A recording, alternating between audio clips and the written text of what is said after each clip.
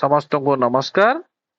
ଆଜି ଆମେ ଆମ ପରିବେଶ ବହି ଆମ ବିଚିତ୍ର ବିଶ୍ୱର ଆମ ବିଦ୍ୟାଳୟ ଏକ ଆନନ୍ଦମୟ ସ୍ଥାନ ପ୍ରସଙ୍ଗଟିକୁ ପଢିବା। ତ ଆଜିର ଆଲୋଚନାର ବିଷୟବସ୍ତୁ ରହିଛି ସର୍ବସାଧାରଣ ସ୍ଥାନରେ ଅନ୍ୟମାନଙ୍କ ସହ ଆମେ କିପରି ବ୍ୟବହାର କରିବା।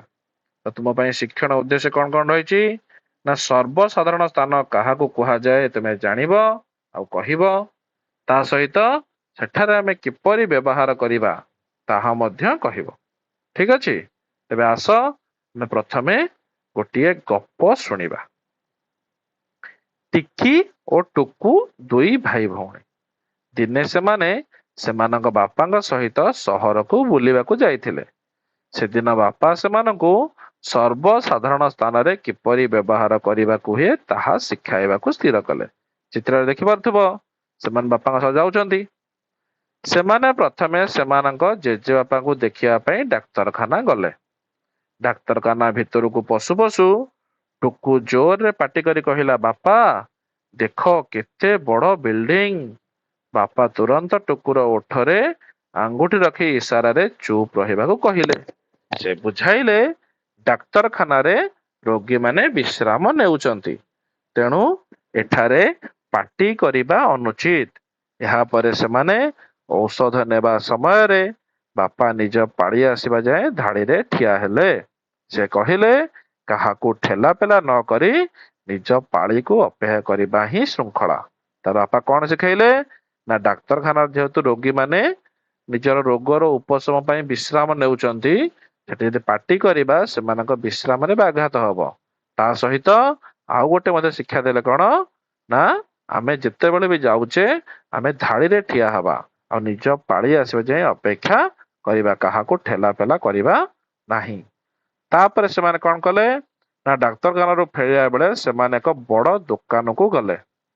ଟିକି ଗୋଟିଏ ଚକୋଲେଟ ଖାଇ ତାର ଚୋପାକୁ ସେଇଠି ତଳେ ଫିଙ୍ଗିଦେଲା।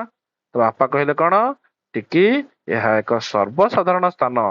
ଯଦି ସମସ୍ତେ ଏପରି ଅଳିଆ କରିବେ ତେବେ ପରିବେଶ ଅଶୁଚି ହେଇଯିବ। ଅଶୁଚି ମାନେ କଣ, ଦୂଷିତ ହେଇଯିବ। ତେଣୁ ଆମେ କେବେ ବି ତାକୁ ଅଳିଆ କରିବା ନାହିଁ।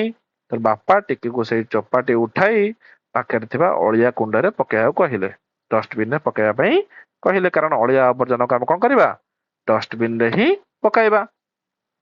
ତେଣୁ ଦୋକାନରେ ସଜା ହେଇଥିବା ଜିନିଷ ଗୁଡିକୁ ଅଯଥାରେ ଛୁଇଁବା ବା ଖରାପ କରିବା ଅନୁଚିତ ବୋଲି ସେମାନେ ଶିଖିଲେ। ତାପରେ ସେମାନେ ଟିକେ ପାର୍କ ଆଡକୁ ଗଲେ, ଯେଉଁଠାରେ ଟୁକୁ ଗୋଟିଏ ଫୁଲ ତୋଳିବାକୁ ଚେଷ୍ଟା କଲା। କିନ୍ତୁ ବାପା ତାଙ୍କୁ କହିଲେ କଣ, ଏହି ପାର୍କ ସମସ୍ତଙ୍କ ପାଇଁ। ଫୁଲଟି ଗଛରେ ଥିଲେ ସମସ୍ତେ ଦେଖି ଖୁସି ହେବେ, କିନ୍ତୁ ତୋଳିଦେଲେ ତାହା ଶୁଖିଯିବ। ତେଣୁ ସର୍ବସାଧାରଣ ସ୍ଥାନ ଗୁଡିକ ଆମ ସମସ୍ତଙ୍କର। ଏଠାରେ ଶାନ୍ତି ରଖିବା, ଅଳିଆ ନ କରିବା, ଅନ୍ୟମାନଙ୍କୁ ସମ୍ମାନ ଦେବା ଆମର କର୍ତ୍ତବ୍ୟ।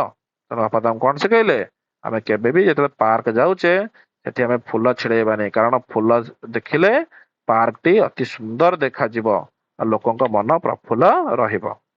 ବାପାଙ୍କ କଥା ଶୁଣି ଟିକି ଓ ଟୁକୁ ପ୍ରତିଜ୍ଞା କଲେ ଯେ ସେମାନେ ଜଣେ ଜଣେ ଦାୟିତ୍ୱବାନ ନାଗରିକ ଭାବେ ସବୁବେଳେ ସାଧାରଣ ସ୍ଥାନର ନିୟମ ମାନିବେ।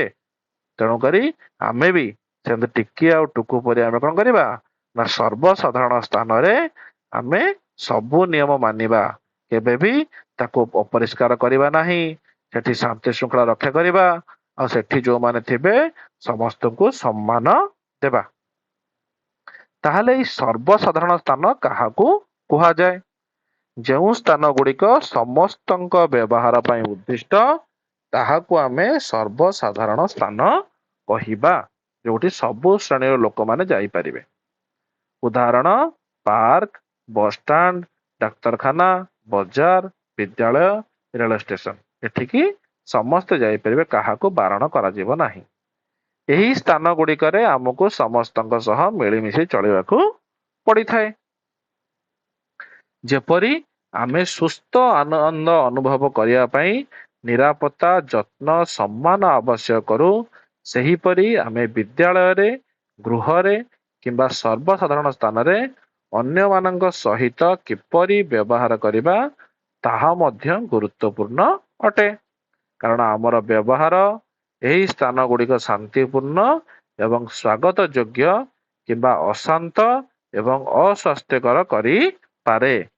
ତେଣୁ କିଛି ଦୈନନ୍ଦିନ ପରିସ୍ଥିତି ଉପରେ ନଜର ପକାଇବା, ଯାହା ଦ୍ୱାରା କେଉଁଟା ଠିକ କେଉଁଟା ଭୁଲ ଆମେ ଜାଣିପାରିବା। ତେବେ ଆସ କଣ କଣ କରିବା ନା ଯାଦୁକରୀ ଶବ୍ଦର ବ୍ୟବହାର କରିବା। କଣ ଯାଦୁକରୀ ଶବ୍ଦ? ଯାଦୁ କରିଦବା ନା କଣ? ଆମେ ଆମ ଶବ୍ଦ ମାଧ୍ୟମରେ ଯାଦୁ କରିବା। କିପରି ନା ସବୁବେଳେ ମଧୁର ଓ ଭଦ୍ର ଭାଷାରେ କଥା ହେବା, ଯେପରି ଅନ୍ୟର ତାହା ମନକୁ ଛୁଇଁବ। କାହାକୁ କିଛି ମାଗିବା ବେଳେ ଦୟାକରି କହିବା ବା ପ୍ଲିଜ କହିବା, କାହାକୁ କିଛି ମାଗିଲା ବେଳେ। ଆଉ କଣ କରିବା? ଯଦି କେହି ଆମକୁ ସାହାଯ୍ୟ କରିଛନ୍ତି ତେବେ ତାଙ୍କୁ ଧନ୍ୟବାଦ ଦବା। ବୁଝିହେଲା? ଯାହା ଦ୍ୱାରା କଣ ହବ? ତାଙ୍କ ସହିତ ଆମର ଗୋଟେ ଭଲ ସମ୍ପର୍କ ବଢିବ। ଆଉ ଯଦି କିଛି ଭୁଲ କରିଛ ତାହେଲେ ସେଠି କ୍ଷମା କରିବେ ବା ସରି କହିବାକୁ ଭୁଲ ନାହିଁ। କାରଣ ସରି କହିଲେ ଆମେ ତାଙ୍କ କ୍ଷମାର ପାତ୍ର ହୋଇପାରିବା, ଆଉ ସେ ଆମ ଭୁଲକୁ କ୍ଷମା କରିଦେବେ। ଆଉ କଣ କରିବା ନା ଧାଡିରେ ଛିଡା ହେବା। ଆମେ ସବୁବେଳେ କଣ କରିବା? ଧାଡିରେ ଛିଡା ହେବା, କେବେ ବି ଧାଡି ଭାଙ୍ଗିବା ନାହିଁ। ଟିକେଟ କାଉଣ୍ଟର କିମ୍ବା ବସରେ ଚଢିବା ବେଳେ ସବୁବେଳେ ଧାଡିରେ ଯିବା ଉଚିତ। ବିନା ଧାଡିରେ ଆମେ କେବେ ଯିବାନି, କାରଣ ଧାଡିରେ ନ ଗଲେ ଠେଲା ପେଲା ହବ, ଆଉ ଆମର ଗଣ୍ଡଗୋଳ ହବ, ଆମ ଦୁର୍ଘଟଣା ପଡିଯାଇ ଦୁର୍ଘଟଣାର ସମ୍ମୁଖୀନ ହେବା। କାହାକୁ ଠେଲା ପେଲା କରି ଆଗକୁ ଯିବାକୁ ଚେଷ୍ଟା କରିବା ଖରାପ ଅଭ୍ୟାସ। ବୁଝିହେଲା? କାହାକୁ କେବେ ଠେଲା ପେଲା କରିକି ଆମେ ଆଗକୁ ଯିବା ନାହିଁ।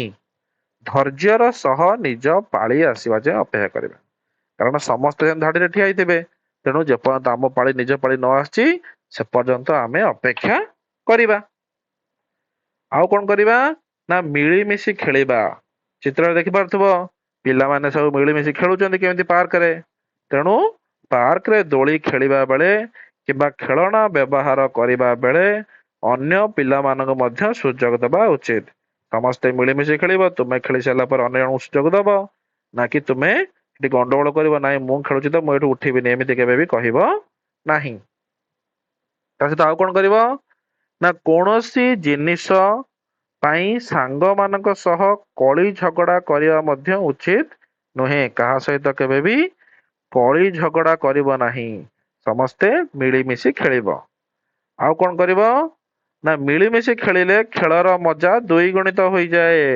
କାରଣ ତମେ ଯଦି ଏକୁଟିଆ ଖେଳିବ, ତୁମ ସାଙ୍ଗରେ କେହି ନ ଖେଳିବେ, ତାହେଲେ ତୁମକୁ ଭଲ ଲାଗିବ ନାହିଁ। ଯଦି ଯେତେବେଳେ ତୁମେ ସମସ୍ତେ ସାଙ୍ଗ ହେଇ ଖେଳିବ ତମକୁ ବହୁତ ଆନନ୍ଦ ଲାଗିବ। ତା ସହିତ କଣ କରିବ ନା ପରିବେଶକୁ ସଫା ରହିବ। କିପରି ନା ପାର୍କରେ ବା ରାସ୍ତାରେ ବିସ୍କୁଟ ଖୋଳ କିମ୍ବା କଦଳୀ ଚୋପା ଇତ୍ୟାଦି ପକାଇବା ନାହିଁ। ଏହାକୁ ସବୁବେଳେ ଆମେ କଣ କରିବା ନା ଡଷ୍ଟବିନ ରେ ପକାଇବା। ବାରମ୍ବାର କୁହାଯାଉଛି କଣ ନା ଆମେ ସମସ୍ତେ ଡଷ୍ଟବିନ ର ବ୍ୟବହାର କରିବା। କାରଣ ଡଷ୍ଟବିନ ର ବ୍ୟବହାର କଲେ ଆମର ଯେଉଁ ଅଳିଆ ଆବର୍ଜନା ଗୁଡିକ ଅଛି ତାର ଉପଯୁକ୍ତ ପରିଚାଳନା ହୋଇପାରିବ, ଆଉ ଯଦି କିଛି ପୁନଃ ବ୍ୟବହାର ଯୋଗ୍ୟ ଅଛି ତାକୁ ମଧ୍ୟ ଆମେ ପୁନଃ ଭାବେ ବ୍ୟବହାର କରିପାରିବା।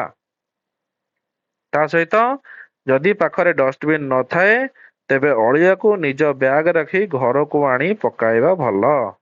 ହେଲା? ଯଦି ଡଷ୍ଟବିନ ନାହିଁ ତେବେ ଅଳିଆକୁ କଣ କରିବ, ନିଜ ବ୍ୟାଗ ରଖିଥିବ, ଘରେ ଆଣି ତୁମ ଘରେ ଯୋଉ ଡଷ୍ଟବିନ ଅଛି କିମ୍ବା ରୋଡ ସାଇଡରେ ଯଦି କିଛି ଡଷ୍ଟବିନ ଅଛି ସେଠି ଆମେ ସେ ଅଳିଆକୁ ପକେଇ ପାରିବା। ତା ସହିତ ଆଉ କଣ ନା ଦିବ୍ୟାଙ୍ଗ ଓ ବୟସ୍କ ମାନଙ୍କୁ ସାହାଯ୍ୟ କରିବ। ଦିବ୍ୟାଙ୍ଗ ମାନେ ଯୋଉମାନଙ୍କର କିଛି ଶାରୀରିକ ଅକ୍ଷମତା ଅଛି। ତା ସହିତ ଯଦି ବୟସ୍କ ଲୋକ କେହି ବୃଦ୍ଧ ଅଛନ୍ତି ତାଙ୍କୁ ମଧ୍ୟ ସାହାଯ୍ୟ କର। କିପରି ନା ବୃଦ୍ଧ, ଅସୁସ୍ଥ କିମ୍ବା ଦିବ୍ୟାଙ୍ଗ ଲୋକମାନଙ୍କୁ ଦେଖିଲେ ସେମାନଙ୍କୁ ସାହାଯ୍ୟ କରିବାକୁ ଆଗେଇ ଆସିବ। କାରଣ ସେମାନଙ୍କର ବହୁତ କିଛି ଅସୁବିଧା ଥାଏ। ଯୋଉମାନେ ଦିବ୍ୟାଙ୍ଗ ଲୋକ ସେମାନେ ହୁଏତ ଚାଲି ନ ପାରୁଥିବେ ଠିକ ସେ, ତେଣୁ ତାଙ୍କୁ ସାହାଯ୍ୟ କଲେ ସେମାନେ ସହଜରେ ସଡକ ପାରି ହେଇପାରିବେ। ସେମିତି ଜଣେ ବୃଦ୍ଧ ଲୋକ ଯଦି କିଛି ସାହାଯ୍ୟ ଆବଶ୍ୟକତା ଅଛି ତାଙ୍କୁ ତମେ ସାହାଯ୍ୟ କରିବ ସବୁବେଳେ। ବସ୍ କିମ୍ବା ଟ୍ରେନରେ ଯାତ୍ରା କଲା ବେଳେ ସେମାନଙ୍କୁ ବସିବା ପାଇଁ ନିଜ ସିଟ ଛାଡିଦେବା ହଉଛି ଭଲ ଗୁଣ। କାରଣ ତୁମେ ମାନେ ଠିଆ ହେଇ ଯାଇପାରିବ, କିନ୍ତୁ ଜଣେ ବୃଦ୍ଧ ଲୋକ କି ଦିବ୍ୟାଙ୍ଗ ଲୋକ ସେ ଠିଆ ହେଇ ଯାଇପାରିବେ, କିନ୍ତୁ ତେଣୁକରି ତାଙ୍କୁ ସିଟ ଛାଡି ଦେଇ ଯାଇପାରିବ। ତା ସହିତ ସେମାନଙ୍କୁ ରାସ୍ତା ପାରି କରିବାରେ ମଧ୍ୟ ସାହାଯ୍ୟ କରିପାରିବ। ତା ସହିତ ଆଉ କଣ କରିବ ନା ସମସ୍ତଙ୍କୁ ସମ୍ମାନ ଦବା, ଯେମିତି ପୋଲିସ, ସଫେଇ କର୍ମଚାରୀ ବା ପରିମଳ କର୍ମଚାରୀ, ଦୋକାନୀ ସମସ୍ତଙ୍କ ସହ ସମ୍ମାନର ସହ ଆମେ କଥା ହେବା। ସେମାନେ ଆମର ସାହାଯ୍ୟକାରୀ ଏବଂ ଆମ ସମାଜ ପାଇଁ ବହୁତ ପରିଶ୍ରମ କରୁଛନ୍ତି। କାରଣ ଏମାନେ ଯଦି ନଥାନ୍ତେ ଆମ ସମାଜରେ ଆମ ପାଇଁ ବହୁତ କିଛି ଅସୁବିଧା ହୁଅନ୍ତା। ଯଦି ପରିମଳ କର୍ମଚାରୀ, ସଫେଇ କର୍ମଚାରୀ ନଥାନ୍ତେ ତାହେଲେ ଆମ ପରିବେଶକୁ ପରିଷ୍କାର କିଏ କରିଥାନ୍ତା? ଆମ ପରିବେଶ ବହୁତ ଅପରିଷ୍କାର ହୋଇକି ଥାନ୍ତା, ଯାହାକି ଆମ ପାଇଁ ବିଭିନ୍ନ ରୋଗର କାରଣ ହୋଇଥାନ୍ତା। କାହାକୁ ଛୋଟେ ମନ କରି ତାଙ୍କୁ ଚିଡାଇବା ମଧ୍ୟ ଉଚିତ ନୁହେଁ। କେବେ ବି କାହାକୁ ଛୋଟ ମନ କରିବନି। ତାଙ୍କ କାମକୁ ନେଇ ତାଙ୍କୁ କେବେ ଛୋଟ ମନେ କରିବ ନାହିଁ। ତା ସହିତ ଆଉ କଣ କରିବ ନା ନିଜ ସୁରକ୍ଷା ନିୟମ ପାଳନ କରିବ। ଆଗ ନିଜର ସୁରକ୍ଷା ନିୟମ ପାଳନ କରିବ। କଣ ନା ଭିଡ ଜାଗାରେ ସବୁବେଳେ ବାପା ମା କିମ୍ବା ବଡ ମାନଙ୍କ ହାତ ଧରି ଚାଲିବ, ଏକା ଚାଲିବ ନାହିଁ। କାରଣ ହଜିଯିବ ନହେଲେ ତୁମେ। ତେଣୁକରି ବଡ ମାନଙ୍କର ହାତକୁ ଧରି ସବୁବେଳେ ଚାଲିବ। ରାସ୍ତା ପାର ହେବା ବେଳେ ଜେବ୍ରା କ୍ରସିଂ ଏବଂ ଟ୍ରାଫିକ ନିୟମର ବ୍ୟବହାର କରିବ। ରାସ୍ତାରେ ଯୋଉ ଯୋଉ ନିୟମ ଅଛି ତାକୁ ମାନିବ। ଆଉ ଯଦି ରାସ୍ତାରେ ଏପଟରୁ ସେପଟକୁ ଯିବାର ଅଛି ତାହେଲେ ଜେବ୍ରା କ୍ରସିଂ ଦେଇ ପାର ହବ। କୌଣସି ଅପରିଚିତ ବ୍ୟକ୍ତିଙ୍କ ଠାରୁ ଚକୋଲେଟ କିମ୍ବା ଖାଇବା ଜିନିଷ ଆଣିବ ନାହିଁ। କାହାଠାରୁ କେବେ ବି ଖାଇବା ଜିନିଷ କିଛି ଆଣିବ ନାହିଁ, କାରଣ ସେଥିରେ ସିଏ ହୁଏତ ନିଶା ସାମଗ୍ରୀ ମିଶାଇ ଥାଇପାରନ୍ତି, ଯୋଉଥିରେ ତୁମର ମୁଣ୍ଡ ବୁଲେଇବ, ତୁମେ ବେହୋସ ହେଇଗଲା ପରେ ତୁମକୁ ସେ ଅପହରଣ ମଧ୍ୟ କରିପାରନ୍ତି। ତେଣୁ ଅପରିଚିତ ବ୍ୟକ୍ତିଙ୍କ ଠାରୁ କେବେ ବି କିଛି ଖାଇବ ନାହିଁ। ତେବେ ଆସ ଆମେ କେତୋଟି ପ୍ରଶ୍ନର ଉତ୍ତର ଦେବା। ବସ ରେ ଚଢିବା ବେଳେ ବା ଟିକେଟ କାଉଣ୍ଟରରେ ଆମକୁ କିପରି ଯିବା ଉଚିତ? ଧାଡିରେ, ନାଇଁ? Very good. କାହାଠାରୁ କିଛି ଜିନିଷ ନେବା ବେଳେ କେଉଁ ଶବ୍ଦ ବ୍ୟବହାର କରିବ? ଧନ୍ୟବାଦ। ପାର୍କରେ ଦୋଳି ଖେଳିବା ବେଳେ କାହାକୁ ସୁଯୋଗ ଦେବା ଉଚିତ? ଅନ୍ୟମାନଙ୍କୁ ବା ସାଙ୍ଗମାନଙ୍କୁ। ଏକା ନ ଖେଳି ସମସ୍ତଙ୍କୁ ସୁଯୋଗ ଦେବ। ଏବେ ଆସ ଆମେ ଶୂନ୍ୟ ସ୍ଥାନ ପୂରଣ କରିବା। କିଛି ଭୁଲ ହୋଇଗଲେ ଆମକୁ ଡ୍ୟାସ୍ କହିବାକୁ ଭୁଲିବା ନାହିଁ। କ୍ଷମା କରିବେ ବା ସରି ଆମେ କହିପାରିବା। କାହାକୁ ଡ୍ୟାସ୍ କରି ଆଗକୁ ଯିବାକୁ ଚେଷ୍ଟା କରିବା ଏକ ଖରାପ ଅଭ୍ୟାସ। ଠେଲା ପେଲା କରି, କାହାକୁ ଆମେ ଠେଲା ପେଲା କରିବା ନାହିଁ। ସର୍ବସାଧାରଣ ସ୍ଥାନରେ ଅନ୍ୟମାନଙ୍କ ସହ ଡ୍ୟାସ୍ ବ୍ୟବହାର କରିବା ଉଚିତ। ଭଦ୍ର ବ୍ୟବହାର କରିବା ଉଚିତ। ତେବେ କାହାର ସାହାଯ୍ୟ ପାଇଲେ ଆମେ କଣ କରିବା? ଧନ୍ୟବାଦ କୁହନ୍ତୁ, ନାଇଁ? କାହାକୁ କଷ୍ଟ ଦେଲେ କ୍ଷମା କରିବା କହିବେ। ନିଜର ପାଳି ଆସିବା ପର୍ଯ୍ୟନ୍ତ ଧୈର୍ଯ୍ୟର ସହ ଆମେ ଅପେକ୍ଷା କରିବା। ଆଉ ପାର୍କରେ ଖେଳିଲା ବେଳେ ମିଳିମିଶି ଖେଳ ଖେଳିବା। ଠିକ ଅଛି? ତେବେ ଗୋଟିଏ ବାକ୍ୟରେ ଆମେ ଉତ୍ତର ଦେବା। ଧାଡିରେ ଛିଡା ହେବାର ଲାଭ କଣ? ନା ଧାଡିରେ ଛିଡା ହେଲେ ଶୃଙ୍ଖଳା ରହେ ଓ କାହାରିକୁ ଠେଲା ପେଲା କିମ୍ବା ଅସୁବିଧା ହୁଏ ନାହିଁ। ତ ସର୍ବସାଧାରଣ ସ୍ଥାନରେ କାହା ସହ କଳି ଝଗଡା କରିବା ଉଚିତ କି? ନା, କାରଣ ସର୍ବସାଧାରଣ ସ୍ଥାନରେ ସମସ୍ତଙ୍କ ସହ ମିଳିମିଶି ଚଳିବା ଓ କଳି ଝଗଡା ନ କରିବା ଉଚିତ। ମିଳିମିଶି ଖେଳିଲେ ଖେଳର ମଜା ଦ୍ୱିଗୁଣିତ ହୁଏ। ଏହାର ଅର୍ଥ କଣ?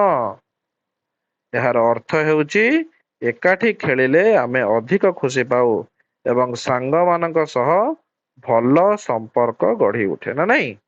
ତେବେ ଏହା ହିଁ ଥିଲା ଆମର ଆଲୋଚନାର ବିଷୟବସ୍ତୁ। ଆଜିର ଅଧ୍ୟାୟକୁ ଏଇଠି ରଖିବା। ସମସ୍ତଙ୍କୁ ଧନ୍ୟବାଦ। ଖୁସିରେ ଶିଖିବା ସମସ୍ତଙ୍କର ଅଧିକାର। ନମସ୍କାର।